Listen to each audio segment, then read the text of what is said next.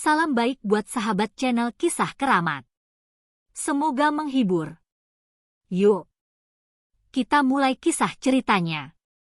Di sebuah desa kecil yang terletak di kaki gunung, hidup seorang wanita bernama Sari. Ia adalah seorang janda yang sehari-hari mengurus keenam anaknya yang masih kecil. Suaminya, Darto, meninggal dunia akibat kecelakaan beberapa tahun yang lalu. Sejak saat itu, Sari berusaha keras untuk bertahan hidup bersama anak-anaknya yang masih belum mengerti betapa sulitnya hidup tanpa ayah. Rumah mereka terletak di ujung desa, dikelilingi oleh hutan lebat yang tampak selalu misterius. Meskipun desa itu tenang, banyak orang yang merasa tak nyaman bila lewat dekat rumah Sari, terutama pada malam hari. Ada yang berkata bahwa rumah Sari angker, dan ada pula yang mengatakan bahwa tempat itu penuh dengan energi yang tidak kasat mata.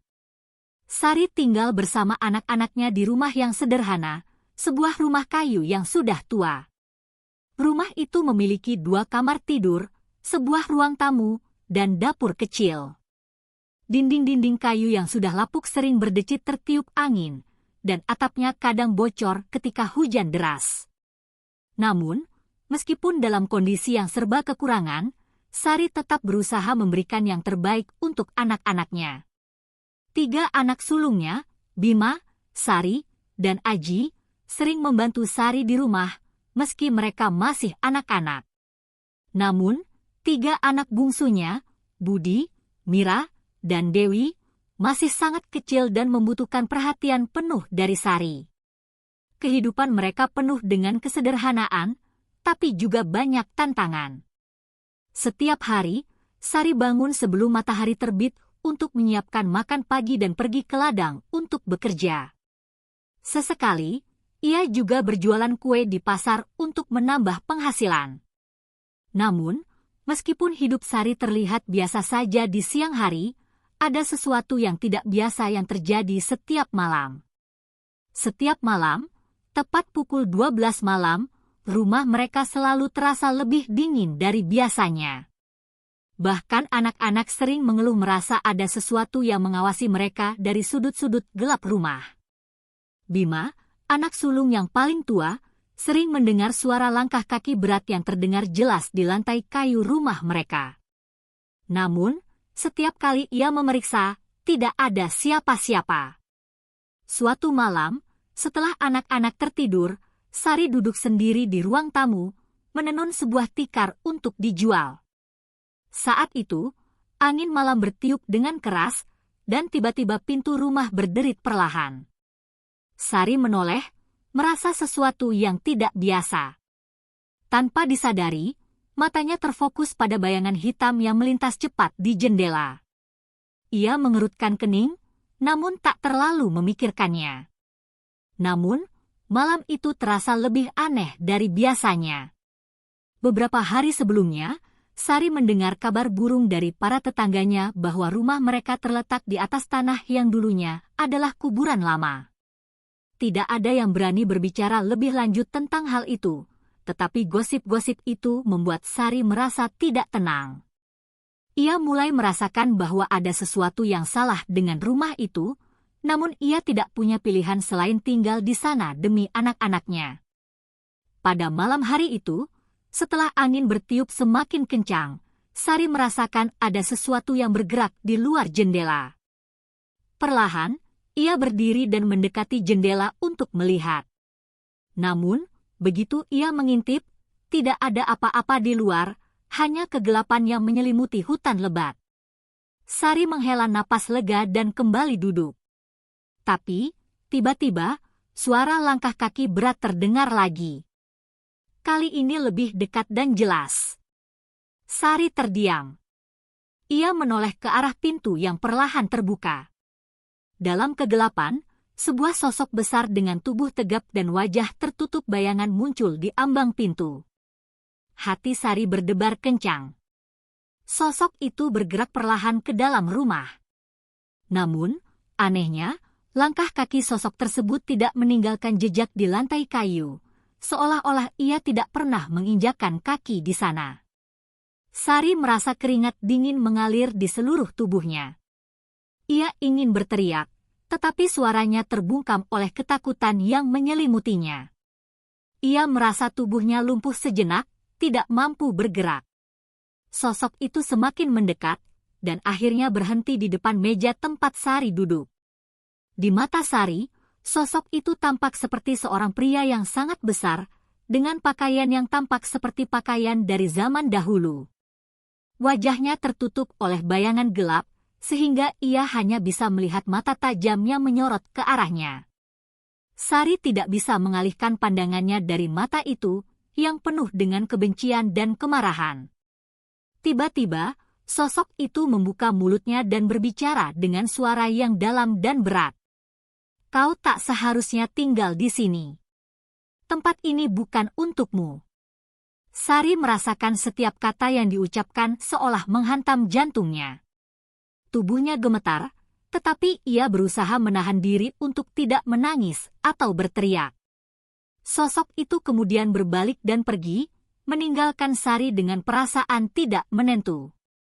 Saat itu, angin berhenti bertiup, dan suasana kembali menjadi hening. Sari hanya duduk terdiam, mencerna apa yang baru saja terjadi. Ia merasa bingung dan ketakutan. Apa yang sebenarnya terjadi? Apakah itu hanya imajinasinya? Ataukah ada sesuatu yang memang tak terlihat yang mengintai mereka? Sejak malam itu, kejadian-kejadian aneh semakin sering terjadi. Anak-anak sering merasa terbangun di tengah malam dan melihat bayangan-bayangan aneh di sudut-sudut rumah. Suara langkah kaki yang berat pun terdengar hampir setiap malam. Sari mulai merasa ada yang tidak beres dengan rumah tersebut, tetapi ia tidak bisa meninggalkan tempat itu begitu saja. Ia tak tahu harus berbuat apa. Ia hanya bisa berdoa dan berharap agar semuanya kembali normal.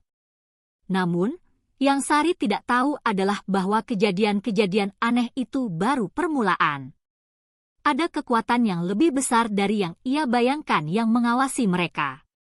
Sebuah rahasia gelap dari masa lalu rumah itu yang belum terungkap, yang akan mengungkapkan kebenaran yang jauh lebih menakutkan daripada yang bisa ia bayangkan.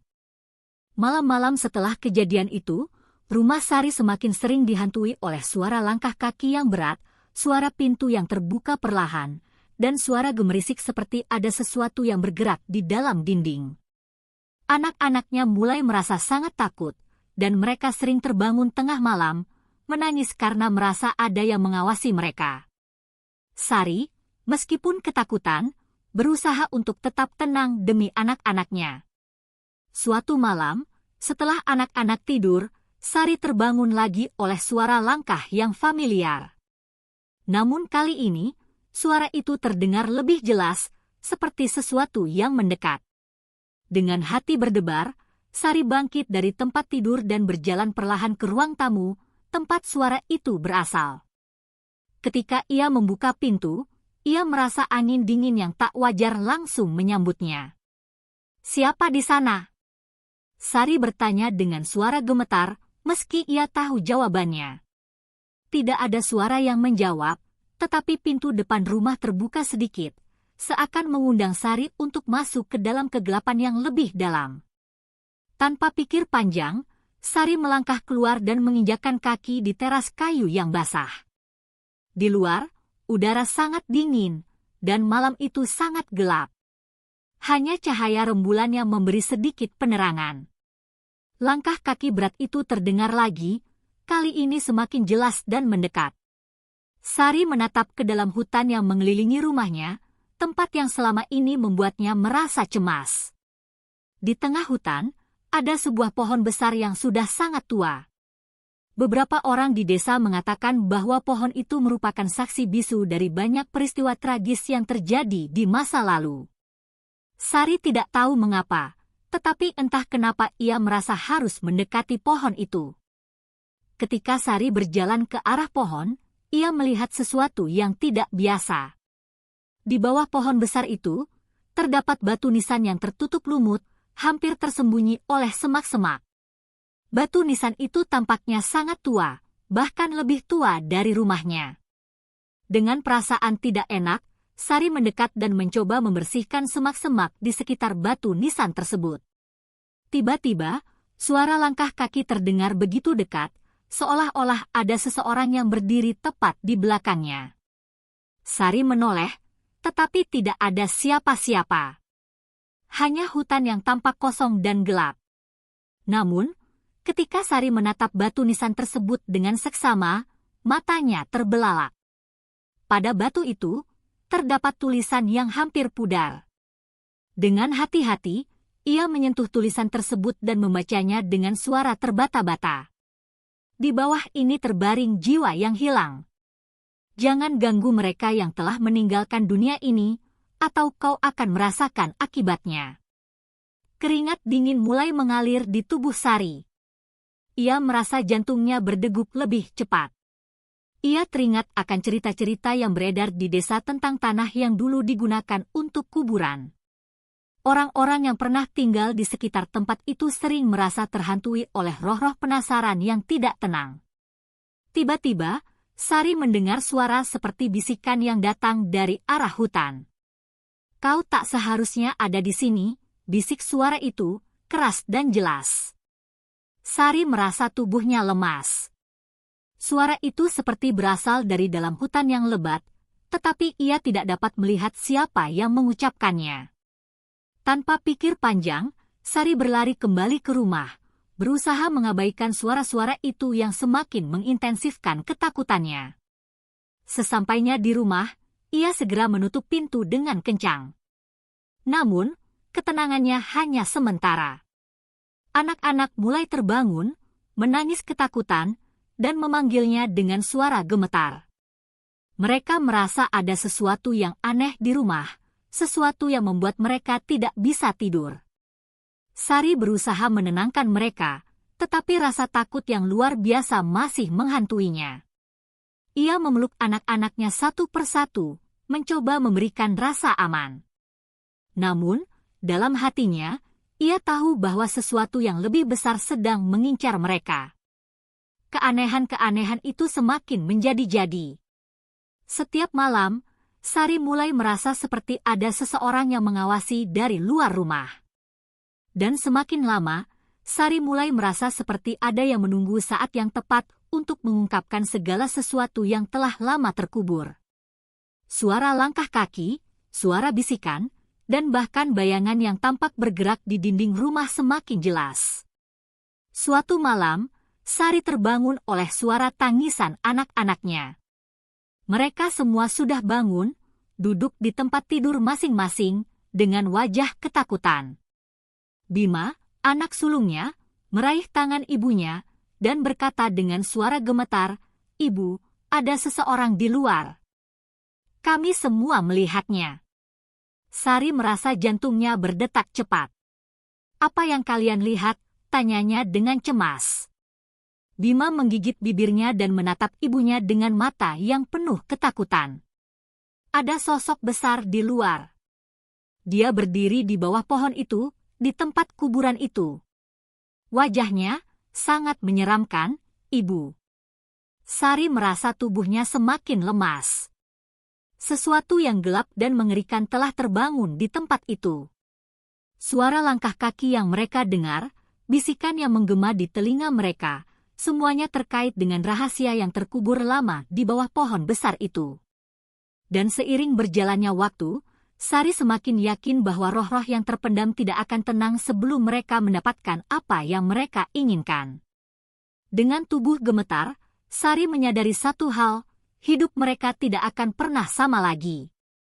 Keberadaan mereka di rumah itu bukan hanya diabaikan oleh roh-roh penasaran, tetapi seolah-olah menjadi ancaman yang mengganggu kedamaian yang telah lama terabaikan. Tanah itu menyimpan sebuah rahasia kelam, dan setiap malam, kegelapan itu semakin mendekat.